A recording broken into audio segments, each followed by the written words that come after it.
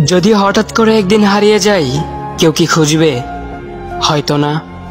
যদি আমার আইডি থেকে ভিডিও পোস্ট করা না হয়, কেউ কি মিস করবে? হয়তো না। ইনবক্সে মেসেজ আসবে কিন্তু সিন হবে না, রিপ্লাই পাবে না, পরে থাকবে ওইভাবেই। কেউ কেউ হয়তো অপেক্ষায় থাকবে, এই বুঝি আসলো অনলাইনে।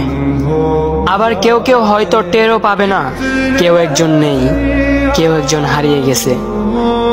হঠাৎ একটা সময় কারোর হয়তো মনে পড়বে, কে জানি আর নেই।